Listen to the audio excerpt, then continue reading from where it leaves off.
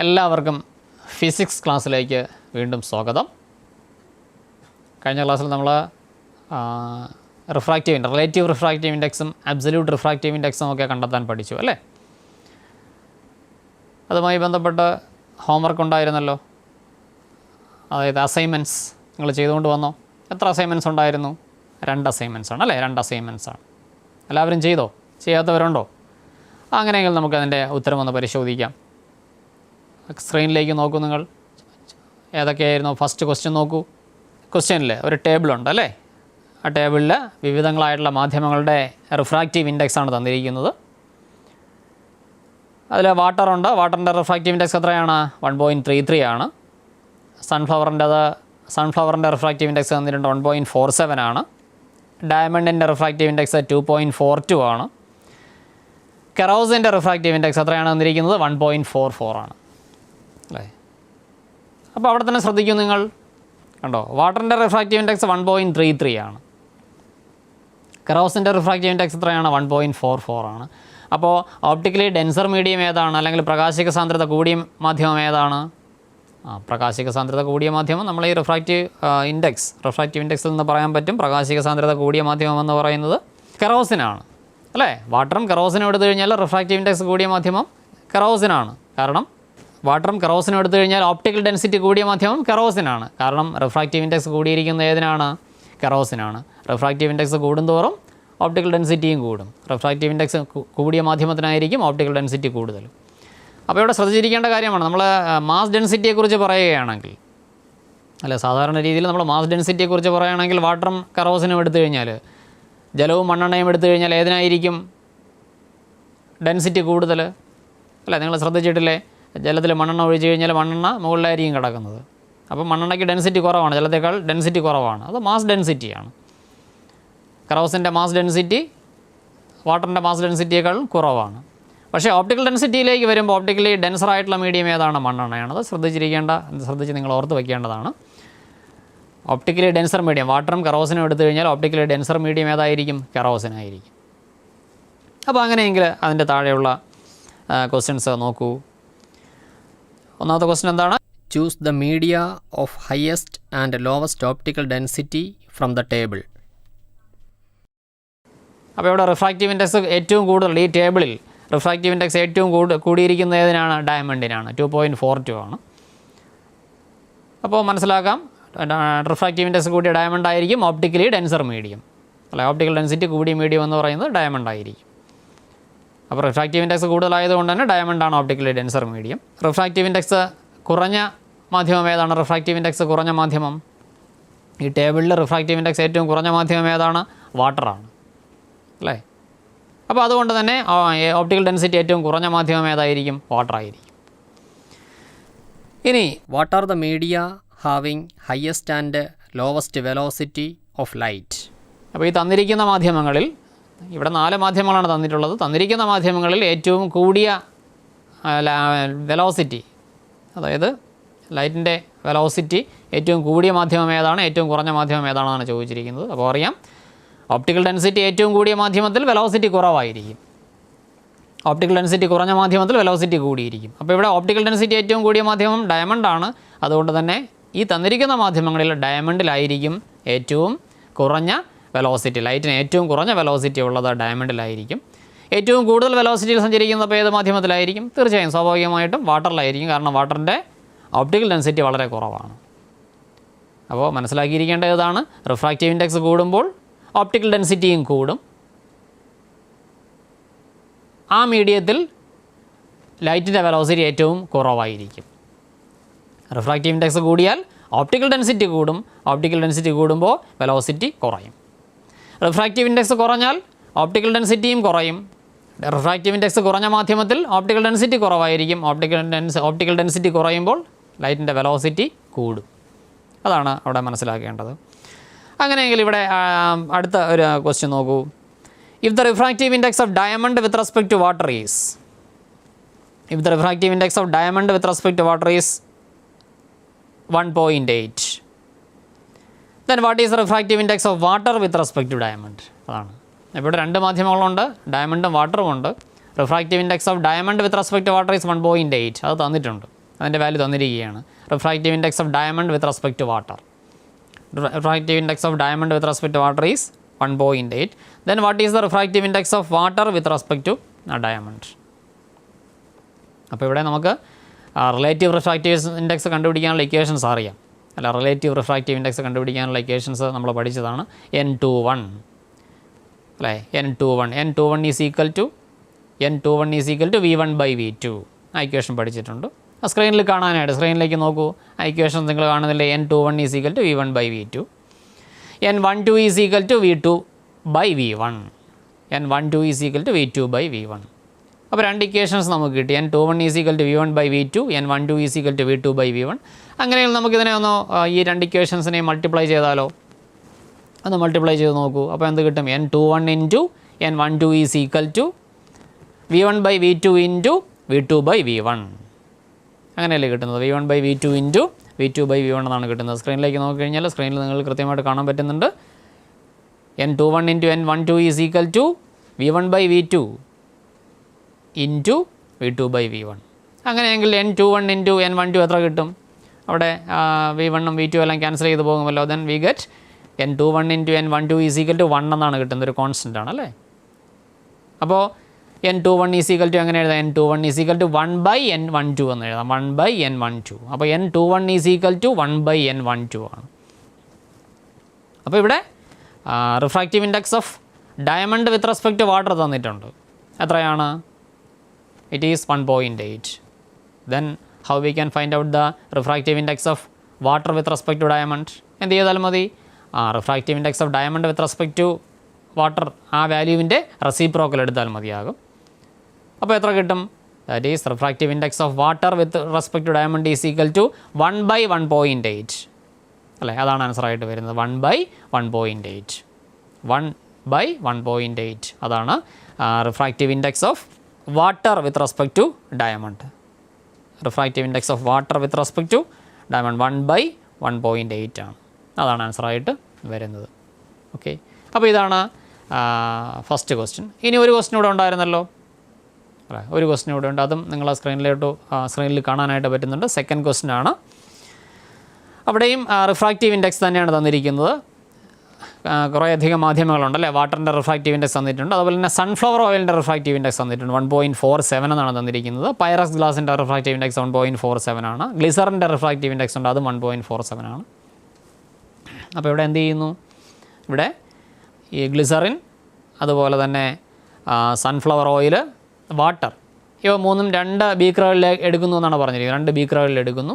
എന്നിട്ട് അതിലേക്ക് സാധാരണ ഗ്ലാസ് റോഡും പൈറസ് ഗ്ലാസ് റോഡും താഴ്ത്തി, ഒരു ബീക്കറിൽ സാധാരണ ഗ്ലാസ് റോഡ് താഴ്ത്തി വയ്ക്കുന്നു, മറ്റൊരു ബീക്കറിൽ പൈറസ് ഗ്ലാസ് റോഡാണ് താഴ്ത്തി വയ്ക്കുന്നത്. അങ്ങനെ താഴ്ത്തി വയ്ക്കുന്ന അവസരത്തിൽ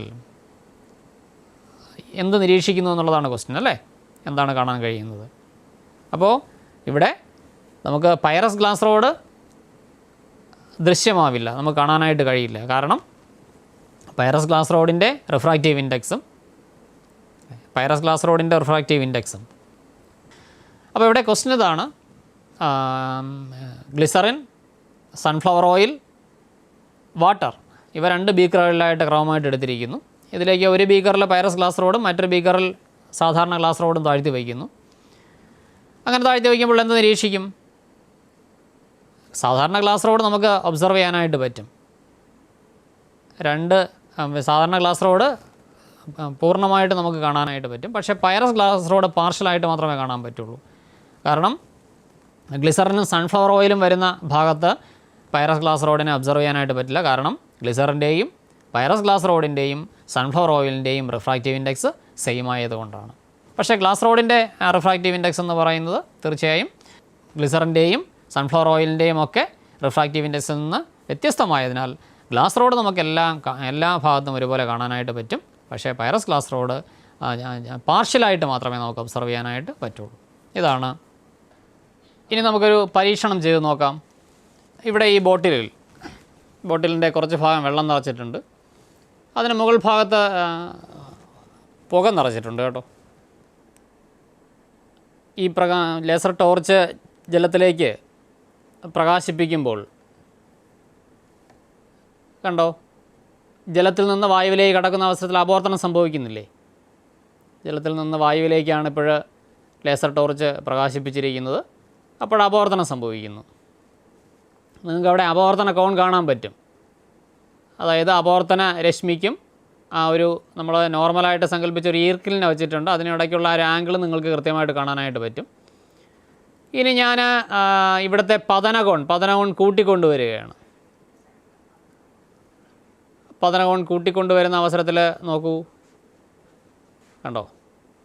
പതനകോൺ കൂട്ടിക്കൊണ്ടുവരുമ്പോൾ ഇപ്പോൾ പ്രകാശരശ്മി ജലോപരിതലത്തിൽ കൂടി സഞ്ചരിക്കുന്നുണ്ടല്ലോ. അങ്ങനെ ജലോപരിതലത്തിൽ കൂടി സഞ്ചരിക്കുന്ന അവസരത്തിൽ, ജലോപരിതലത്തിൽ കൂടി ഈ ലേസർ ബീം സഞ്ചരിക്കുന്ന അവസരത്തിൽ എത്രയാണ് അപവർത്തന കോൺ? പറയാമോ? എത്രയാണ് അപവർത്തന കോൺ? എത്ര ഡിഗ്രിയാണ് ഇപ്പോൾ? 90 ഡിഗ്രിയാണ് അല്ലേ? ഇനി വീണ്ടും ഞാൻ പതനകോൺ കൂട്ടിക്കൊണ്ടുവരുന്ന അവസരത്തിൽ എന്ത് സംഭവിക്കുന്നു നോക്കൂ. വീണ്ടും പതനകോൺ കൂട്ടിക്കൊണ്ടുവരുന്ന അവസരത്തിൽ ഇപ്പോൾ അപവർത്തനം സംഭവിക്കുന്നുണ്ടോ? അപവർത്തനമുണ്ടോ? ഇപ്പോൾ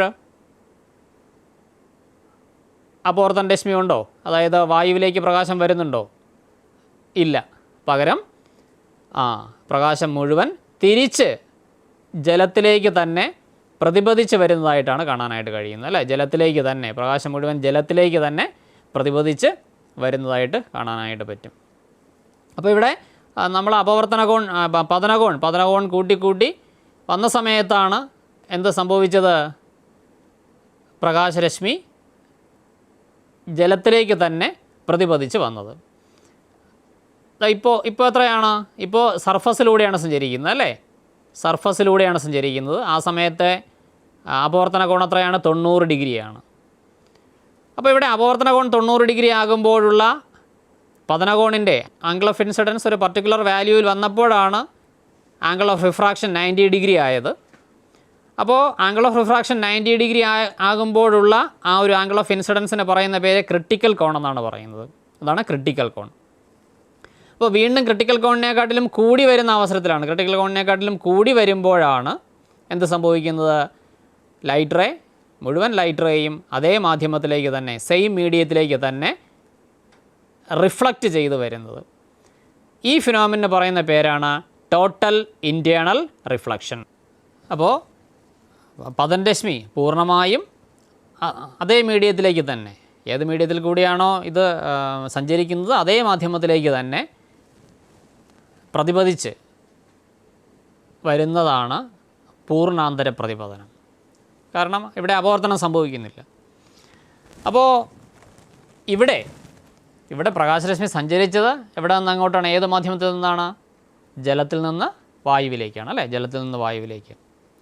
നമുക്കറിയാം, ജലവും വായുവും എടുക്കുമ്പോൾ ഓപ്റ്റിക്കലി ഡെൻസർ മീഡിയം അല്ലെങ്കിൽ പ്രകാശിക സാന്ദ്രത കൂടിയ മാധ്യമം ഏതാണ്? ജലമാണ്. ജലത്തിനാണ് പ്രകാശിക സാന്ദ്രത കൂടുതൽ അല്ലെങ്കിൽ ഓപ്റ്റിക്കൽ ഡെൻസിറ്റി കൂടിയത് ജലമാണ്. ഇവിടെ പ്രകാശിക സാന്ദ്രത കൂടിയ ജലത്തിൽ നിന്നും പ്രകാശിക സാന്ദ്രത കുറഞ്ഞ വായുവിലേക്കാണ് സഞ്ചരിക്കുന്നത്. അങ്ങനെ സഞ്ചരിക്കുന്ന അവസരത്തിൽ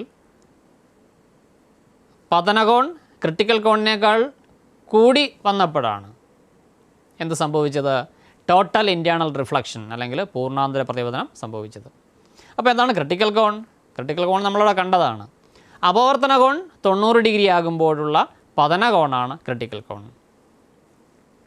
When a ray of light passes from a medium of higher optical density to a medium of lower optical density,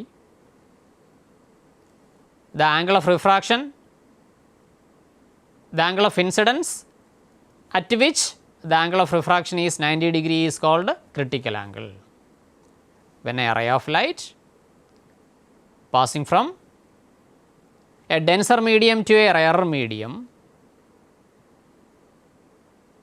or a ray of light passing from a medium of higher optical density to a medium of lower optical density, the angle of incidence at which the angle of refraction become 90 degree is called critical angle. അതിനെയാണ് critical angle എന്ന് പറയുന്നത്. അപ്പോൾ ഇവിടെ critical ആംഗിളിൽ വരുമ്പോഴാണ് angle of refraction എത്രയാവുന്നത്? 90 degree ആയി മാറുന്നത്. ഇവിടെ ജലത്തിൻ്റെ കാര്യത്തിൽ ക്രിട്ടിക്കൽ ആംഗിൾ എന്ന് പറയുന്നത് 48.6 ഡിഗ്രിയാണ്. In the case of water critical angle is 48.6 degree. ഇനി ക്രിട്ടിക്കൽ ആംഗിളിനെക്കാട്ടിലും കൂടി വന്നാലോ, ആംഗിൾ ഓഫ് ഇൻസിഡൻസ് ക്രിട്ടിക്കൽ ആംഗിളിനെക്കാട്ടിലും കൂടി വന്നാൽ എന്ത് സംഭവിക്കും? If the angle of incidence is greater than the critical angle, the light ray doesn't refract. The all ray reflected back to the same medium, and this phenomenon is known as total internal reflection. This is called as total internal reflection. അപ്പോൾ മനസ്സിലായല്ലോ എപ്പോഴാണ് total internal reflection സംഭവിക്കുന്നത്? Total internal reflection അല്ലെങ്കിൽ പൂർണ്ണാന്തര പ്രതിപതനം സംഭവിക്കണമെങ്കിൽ രണ്ട് conditions ഉണ്ടായിരിക്കണം. ഒന്ന്, എപ്പോഴും ഒരു ഡെൻസർ മീഡിയത്തിൽ നിന്നും, അതായത് ഓപ്റ്റിക്കൽ ഡെൻസിറ്റി കൂടിയ മാധ്യമത്തിൽ നിന്നും, ഒരു ഓപ്റ്റിക്കൽ ഡെൻസിറ്റി കൂടിയ മീഡിയത്തിൽ നിന്നും ഓപ്റ്റിക്കൽ ഡെൻസിറ്റി കുറഞ്ഞ മീഡിയത്തിലേക്ക് പ്രകാശരശ്മി കടക്കുമ്പോഴാണ് ടോട്ടൽ ഇൻറ്റേർണൽ റിഫ്ലക്ഷൻ സംഭവിക്കുന്നത്. അങ്ങനെ സംഭവിക്കണമെങ്കിൽ ഒരു കണ്ടീഷൻ കൂടി വേണം, ആംഗിൾ ഓഫ് ഇൻസിഡൻസ് ക്രിട്ടിക്കൽ കോണിനെക്കാട്ടിലും കൂടുതലായിരിക്കണം. If the angle of incidence is greater than the critical angle, the angle of incidence is greater than the critical angle, total internal reflection occurs. ഇനി നിങ്ങൾ സ്ക്രീനിലോട്ട് നോക്കൂ. സ്ക്രീനിൽ നോക്കിക്കഴിഞ്ഞാൽ നിങ്ങൾക്ക് വിവിധ മാധ്യമങ്ങളിൽ കൂടി സഞ്ചരിക്കുന്ന പ്രകാശത്തിൻ്റെ പാത ചിത്രീകരിച്ചിട്ടുണ്ട് അല്ലേ? അപ്പോൾ ഈ ചിത്രീകരണത്തിൽ നിന്നും നിങ്ങൾ അതിന് താഴെ ചിത്രീകരണത്തിൻ്റെ താഴെ തന്നെ ചില ചോദ്യങ്ങളും ഉണ്ട്. ആ ചോദ്യങ്ങൾക്ക് ഉത്തരം കണ്ടെത്തണം. അതായത് ഇവിടെ ഒന്നാമത്തെ ചോദ്യം എന്താണ്? പൂർണ്ണാന്തര പ്രതിഫലനത്തെ അല്ലെങ്കിൽ ടോട്ടൽ ഇൻറ്റേർണൽ റിഫ്ലക്ഷനെ സൂചിപ്പിക്കുന്ന ചിത്രങ്ങൾ ഏതൊക്കെയാണെന്നുള്ളതാണ്. ഏതൊക്കെ ചിത്രങ്ങളാണ് പൂർണ്ണാന്തര പ്രതിഫലനത്തെ അല്ലെങ്കിൽ ടോട്ടൽ ഇൻറ്റേർണൽ റിഫ്ലക്ഷനെ സൂചിപ്പിക്കുന്നത്? അപ്പോൾ ടോട്ടൽ ഇൻറ്റേർണൽ റിഫ്ലക്ഷനിൽ എന്ത് സംഭവിക്കില്ല? ടോട്ടൽ ഇൻറ്റേർണൽ റിഫ്ലക്ഷനിൽ പ്രകാശരശ്മിക്ക് അപവർത്തനം സംഭവിക്കില്ല. പ്രകാശരശ്മി പൂർണ്ണമായും ഏത് മാധ്യമത്തിൽ കൂടിയാണോ വരുന്നത് അതേ മാധ്യമത്തിലേക്ക് തന്നെ പ്രതിപദിക്കുകയാണ് ചെയ്യുന്നത്. അങ്ങനെ പൂർണ്ണമായും പ്രതിപദിക്കുന്ന രീതിയിൽ ചിത്രീകരിച്ചിരിക്കുന്ന രണ്ട് ചിത്രങ്ങളാണുള്ളത്. ഏതൊക്കെയാണ്? ചിത്രം എയും അതുപോലെ തന്നെ ചിത്രം ഇയുമാണ്. ഈ രണ്ട് ചിത്രങ്ങളാണ് പൂർണ്ണാന്തര പ്രതിപതനത്തെ സൂചിപ്പിക്കുന്ന ചിത്രങ്ങൾ. അപ്പോൾ മനസ്സിലായല്ലോ ഏതൊക്കെ ചിത്രങ്ങളാണ് പൂർണ്ണാന്തര പ്രതിപതനത്തെ സൂചിപ്പിക്കുന്നതെന്ന്. ഇനി വീണ്ടും ആ ചിത്രത്തിലേക്ക് നോക്കും. അടുത്ത ചോദ്യം എന്താണ്? അടുത്ത ചോദ്യത്തിൽ ചോദിച്ചിരിക്കുന്നത് ഗ്ലാസ്സിൽ നിന്ന് വായുവിലേക്ക് കടക്കുന്ന പ്രകാശരശ്മിയെ സൂചിപ്പിക്കുന്ന 3 ചിത്രങ്ങളുണ്ട്. അപ്പോൾ ഇതിലിവിടെ ചോദ്യമെന്ന് പറയുന്നത് ഗ്ലാസിൻ്റെ ക്രിട്ടിക്കൽ കോൺ എത്രയാണെന്നാണ്. നമുക്കറിയാം ക്രിട്ടിക്കൽ കോണിലായിരിക്കുമ്പോൾ, പതനകോൺ ക്രിട്ടിക്കൽ കോണിന് തുല്യമായിരിക്കുമ്പോൾ അപവർത്തന കോൺ എത്രയായിരിക്കും? 90 ഡിഗ്രി ആയിരിക്കും. അതാണ് ഓർക്കേണ്ടത്. പതനകോൺ ക്രിട്ടിക്കൽ കോണിന് തുല്യമായിരിക്കുമ്പോൾ അപവർത്തന കോൺ 90 ഡിഗ്രി ആയിരിക്കും. അപ്പോൾ ഇവിടെ അപവർത്തന കോൺ 90 ഡിഗ്രി ആവുന്ന ഒരൊറ്റ ചിത്രമേ ഉള്ളൂ. ഗ്ലാസ്സിൽ നിന്ന് വായുവിലേക്ക് കടക്കുന്ന 3 ചിത്രങ്ങൾ തന്നിട്ടുണ്ട്. ചിത്രം സിയും ഡിയും ഇയും ഗ്ലാസ്സിൽ നിന്ന് വായുവിലേക്ക് കടക്കുന്ന പ്രകാശ രശ്മിയുടെ പാതയാണ് സൂചിപ്പിച്ചിരിക്കുന്നത്. പക്ഷേ അപവർത്തന കോൺ 90 ഡിഗ്രി ആവുന്ന ഒരൊറ്റ ചിത്രമേ ഉള്ളൂ. അത് ചിത്രം ഡി ആണ്. അപ്പോൾ നമുക്ക് മനസ്സിലാക്കാം ഗ്ലാസിൻ്റെ ക്രിട്ടിക്കൽ കോൺ 42 ഡിഗ്രിയാണ്. ഗ്ലാസിൻ്റെ ക്രിട്ടിക്കൽ കോൺ 42 ഡിഗ്രി ആകുമ്പോഴാണ്, അല്ലെങ്കിൽ പതന കോൺ 42 ഡിഗ്രി ആകുമ്പോഴാണ് അപവർത്തന കോൺ എത്രയാവുന്നത്? 90 ഡിഗ്രി ആയി മാറുന്നത്. അപ്പോൾ ഇവിടെ ഗ്ലാസിൻ്റെ ക്രിട്ടിക്കൽ കോൺ എന്ന് പറയുന്നത് എത്രയാണ്? 42 ഡിഗ്രിയാണ്. മുൻപ് എക്സ്പെരിമെൻറ്റ് ചെയ്തപ്പോൾ തന്നെ നമ്മൾ പറഞ്ഞതാണ്.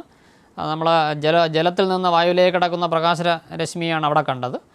അവിടെ ടോട്ടൽ ഇൻറ്റേർണൽ റിഫ്ലക്ഷൻ സംഭവിക്കുന്നത് 48.6 ഡിഗ്രിയിൽ കൂടി വരുന്ന സമയത്താണ് അല്ലേ? അതായത് ക്രിട്ടിക്കൽ കോൺ ജലത്തിൻ്റെ ക്രിട്ടിക്കൽ കോൺ എന്ന് പറയുന്നത് 48.6 ഡിഗ്രിയാണ്. അതിൽ പതനകോൺ അതിൽ കൂടുതലാകുമ്പോഴാണ്, ക്രിട്ടിക്കൽ കോണിനെക്കാട്ടിലും കൂടി വരുമ്പോഴാണ് അവിടെ ടോട്ടൽ ഇൻറ്റേർണൽ റിഫ്ലക്ഷൻ സംഭവിച്ചത്. ഇനി അടുത്ത ക്വസ്റ്റ്യൻ എന്താണ്? ജലത്തിൽ നിന്ന് 45 ഡിഗ്രി കോണളവിൽ വായുവിലേക്ക് പതിക്കുന്ന പ്രകാശത്തിന് പൂർണ്ണാന്തര പ്രതിപതനം സംഭവിക്കുമോ എന്നുള്ളതാണ്. ജലത്തിൽ നിന്ന് 45 ഡിഗ്രി കോണളവിൽ വായുവിലേക്ക് പതിക്കുന്ന പ്രകാശരശ്മിക്ക് പൂർണ്ണാന്തര പ്രതിപതനം സംഭവിക്കുമോ എന്നുള്ളതാണ്. സംഭവിക്കുമോ? സംഭവിക്കില്ല അല്ലേ? കാരണം എന്ന് പറയുന്നത് ജലത്തിൻ്റെ ക്രിട്ടിക്കൽ കോൺ എന്ന് പറയുന്നത് 48.6 ഡിഗ്രിയാണ്. നേരത്തെ എക്സ്പെരിമെൻറ്റിലും നമ്മൾ കണ്ടതാണ്.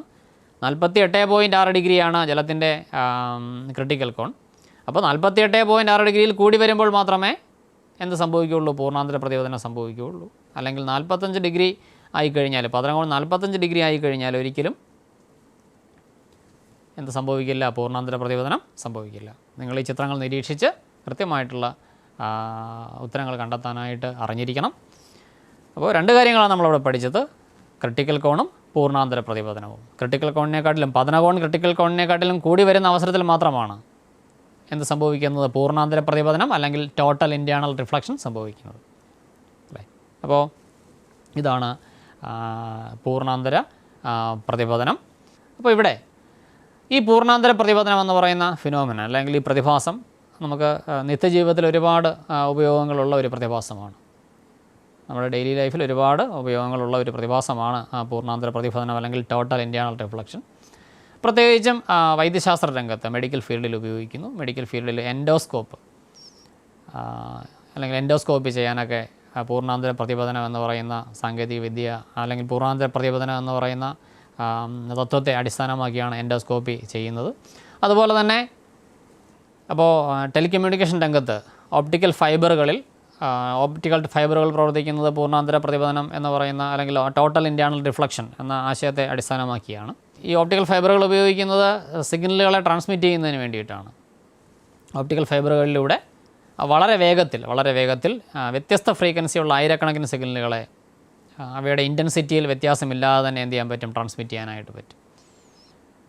തീവ്രതയിൽ വ്യത്യാസമില്ലാതെ തന്നെ, തീവ്രതയിൽ ഏറ്റക്കുറച്ചിലുകളൊന്നും വരാതെ തന്നെ വ്യത്യസ്ത ഫ്രീക്വൻസിയുള്ള ആയിരക്കണക്കിന് സിഗ്നലുകളെ ഒരേ സമയം ഹൈ സ്പീഡിൽ, അതായത് ഏകദേശം ലൈറ്റിൻ്റെ സ്പീഡിൽ തന്നെ ട്രാൻസ്മിറ്റ് ചെയ്യാനായിട്ട് ഓപ്റ്റിക്കൽ ഫൈബറുകൾ ഉപയോഗിക്കുന്നുണ്ട്.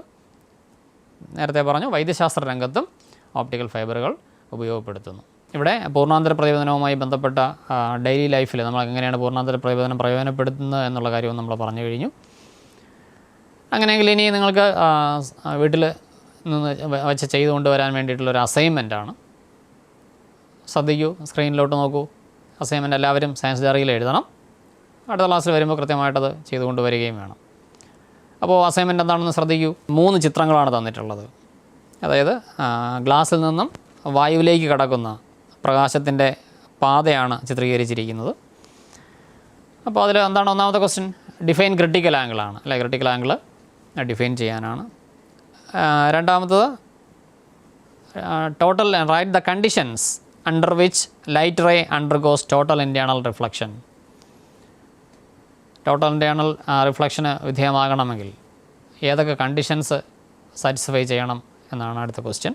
അതായത് പൂർണ്ണാന്തര പ്രതിപതനം, ടോട്ടൽ ഇൻറ്റേർണൽ റിഫ്ലക്ഷൻ അല്ലെങ്കിൽ പൂർണ്ണാന്തര പ്രതിപതനം എന്ന് പറയുന്ന പൂർണ്ണാന്തര പ്രതിപതനത്തിന് വിധേയമാകണമെങ്കിൽ, പ്രകാശരശ്മി പൂർണ്ണാന്തര പ്രതിപതനത്തിന് വിധേയമാകണമെങ്കിൽ ഏതൊക്കെ സാഹചര്യങ്ങളിലാണ് പ്രകാശരശ്മി പൂർണ്ണാന്തര പ്രതിപതനത്തിന് വിധേയമാകുന്നത് എന്നുള്ളതാണ്. Then write any 2 practical applications of total internal reflections in our daily life. നമ്മുടെ നിത്യജീവിതത്തിലെ പൂർണ്ണാന്തര പ്രതിപതനം പ്രയോജനപ്പെടുത്തുന്ന ടോട്ടൽ ഇൻറ്റേർണൽ റിഫ്ലക്ഷൻ്റെ 2 പ്രാക്ടിക്കൽ ആപ്ലിക്കേഷൻസുമാണ് നിങ്ങൾ എഴുതേണ്ടത്. അടുത്ത ക്ലാസ്സിൽ വരുമ്പോൾ നിങ്ങൾ ഈ അസൈൻമെൻറ്റിൻ്റെ ഉത്തരം കൂടി എഴുതിക്കൊണ്ട് വരണം. ബാക്കിയുള്ള കാര്യങ്ങൾ നമുക്ക് അടുത്ത ക്ലാസ്സിൽ ഡിസ്കസ് ചെയ്യാം.